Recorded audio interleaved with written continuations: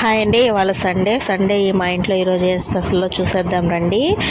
నేను ఫ్రైడే రోజు రొయ్యలు అనేది ఒలిచి పెట్టుకున్నాను. ఆ రోజు ఉప్పు పసుపు వేసి ఉడకబెట్టి పెట్టుకున్నాను అనమాట. అలా ఉడకబెట్టి పెట్టుకుంటే ఎన్ని రోజులైనా స్టోరేజ్ ఉంటుంది. ఫ్రిడ్జ్లో పెట్టుకుంటే మనకు కావాల్సినప్పుడు తీసి ఫ్రై చేసుకోవచ్చు.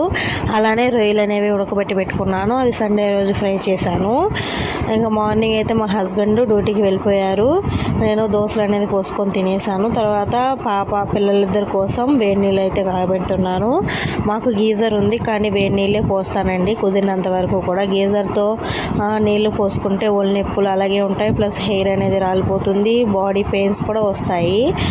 మనకి కుదరకున్నప్పుడు మాత్రమే నేను గీజర్ అనేది యూజ్ చేస్తాను. కుదిరినప్పుడల్లా నేను కట్టెల పొయ్యిలో అంటే కాగబెట్టిన వాటరే పోస్తాను. పిల్లలకి మంచిది, హెల్దీ కూడా. ఇంకా నీళ్ళు అనేవి కాగిన తర్వాత ఇద్దరు పిల్లలకి పోసేసాను. నేను ఫ్రాన్స్ ఫ్రై చేశాను కదా, రొయ్యల ఫ్రై. ఆ తర్వాత అన్నం అనేది ఒక 12 o'clock పెట్టుకున్నాను అనమాట. బొమ్మలన్నీ విచ్చలవిడిగా చెల్లేస్తుంది మా పెద్ద పాప అయితే. వాటిని ఎత్తిపెట్టలేక మేమైతే పోవాల్సిందే. అంతే అండి వీడియో. Bye bye.